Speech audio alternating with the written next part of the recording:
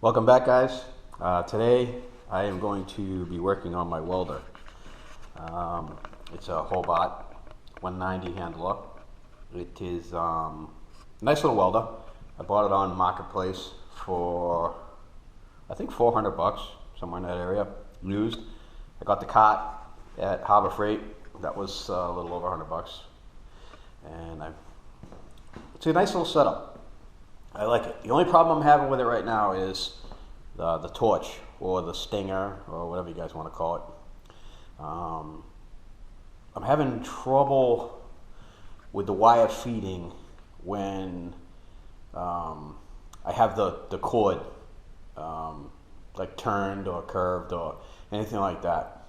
The torch itself works perfectly fine when I have the wire completely straight. It feeds fine, welds fine, the whole 9 yards. So I'm thinking that there's a kink somewhere inside the cord itself. I was looking online for a new torch, and they want $400 for a torch. That's what I paid for this welder. I'm not paying $400 for a torch. So I went online, and I found out that you can get a rebuild kit for the torch, which is right here. Looks like, and this is it right here. It's the Hobart gun liner, and it'll use wire anywhere from 23 thousandths to 35 thousandths. This welder here, I typically run either 030 or 035. I've been running 030 flux core. It has the rack has the area to mount the tank and stuff if you wanted to go gas shielded, but I haven't done that yet. I've just been using it with flux core, and it works perfectly fine. So let's take the torch off, and let's try to assemble, well, not assemble, but let's try to install this new liner, see how things go. Without further ado, let's get at it. Oh yeah, and before we start, I just want to comment on the flag here. I'm not trying to be super patriotic with this flag. I know it looks kind of funny having it on the welding cart, but we had a blizzard here about a week and a half ago, and the high winds and the heavy snow broke the flag off the front of my house, and rather than have it lay on the ground, flagpole fit perfectly inside the holes here, so that's why it's here, no other reason. Alright, I got the stinger out. Let's take a look at what we have here. So you can see on the end, it's a little bit corroded. I'm going to clean that up with some paper. It was a little tough to get out. Right here, you can see that this is a little bit bent, and it's not supposed to be. And that might be part of the problem why I'm having feed issues. But we're going to pull the whole thing out and take a look and see what we got. So what I'm going to do is I'm going to stretch this thing out all the way on the floor, and take this nut off right here and pull the liner out. Let me do that now.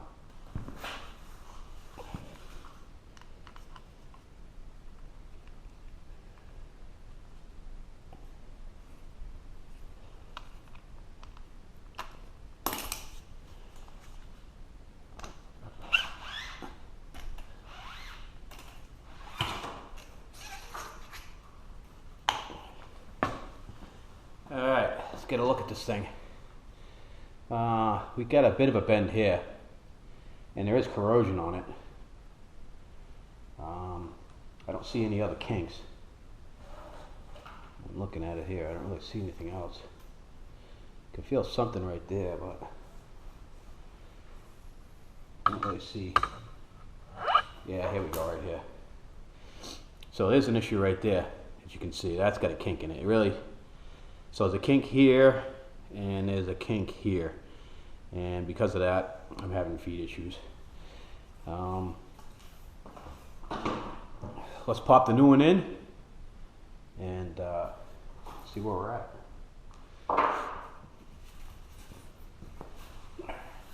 So this new liner was only $40, and that's a much better alternative than a $400 stinger.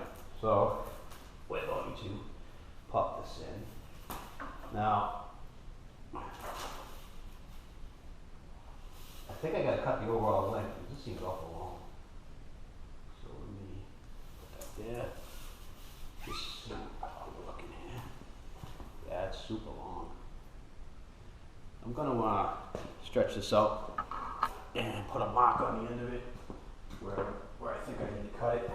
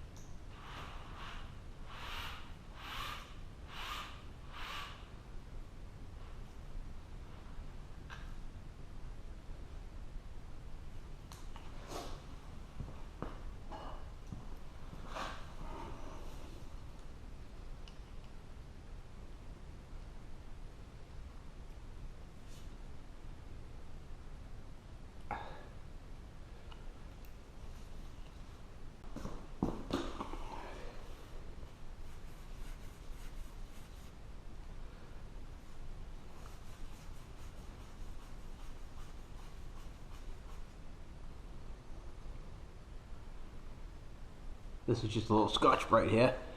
Just trying to clean up some of this slag here. Nothing fancy.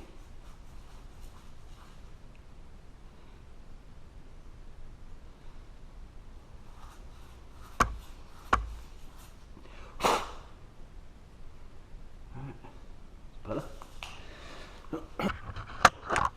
Alright, so as you can see, I had to take the torch off because this wouldn't feed through, and you can see how much longer it is than it really needs to be. That's the mark that I put on in reference to the other one. So I'm going to put the torch on and get that all back together, and we're probably going to have to cut it right there and clean the end up,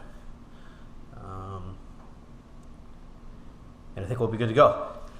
So, I'll put you back in the stand. Let me hook the torch back up, and I'll be right back. Alright, so I got the torch back on, and I did cut probably 4 feet, 5 feet of this tubing here, just so it make it easy to get the torch back on and everything. So that's all set. This is all tight and all ready to get put back in. So I'm going to put the torch back on the welder, and I'll turn you back on when I'm ready to trim the end. All right. So this is the extra on the stinger, and I'm thinking when this is seated, it needs to be up flush. I don't know if you can see that carnivore in there. It needs to seat in the carnivore, which you can kind of feel it, kind of see it right there.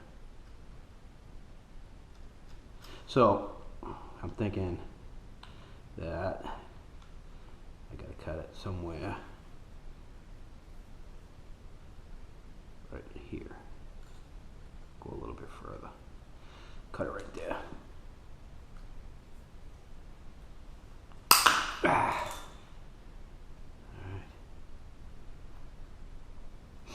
All right. Let me see if it fits before I go any further. Perfect. And I just want to clean that up a little bit.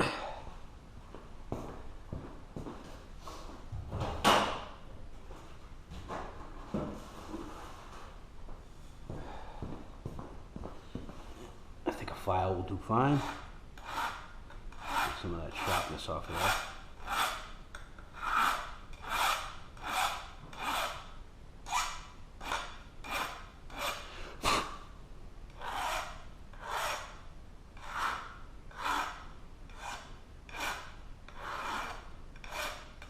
Alright. Now, one more thing I want to do.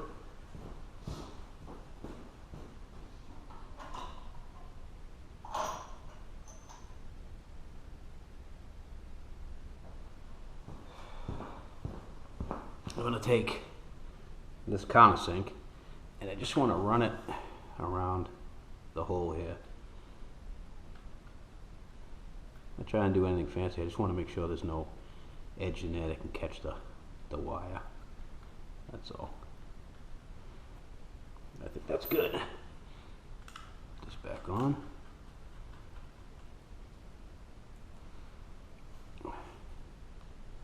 I think we're ready to go.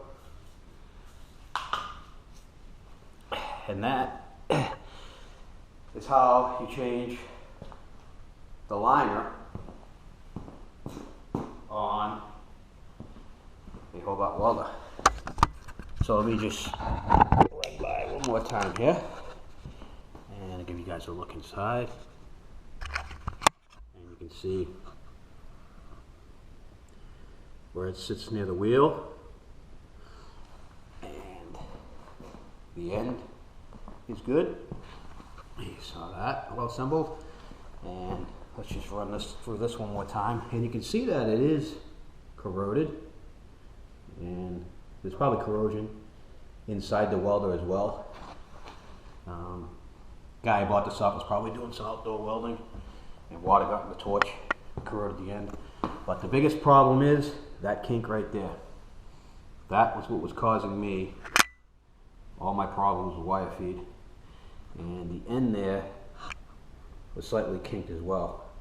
So what was happening with my welder is, if I didn't have the stinger perfectly straight, like you see that feed tube right there, I would end up getting a large bird's nest inside of my welder. In here, it would just create a big bird's nest right in here, and it was kind of a pain because then I'd have to cut the spool, I'd have to pull all the wire through the torch, refeed it, and I was wasting a lot of wire. So hopefully this fixed the problem for 40 bucks. And if any of you guys are having that same issue on your Hobart welders, you can buy the new liner for it for 40 bucks. I think I got this liner on Amazon for 40 bucks. It came next day. So there you have it. I hope you guys enjoyed the video. Like, subscribe, share, and we'll see you guys in the next one.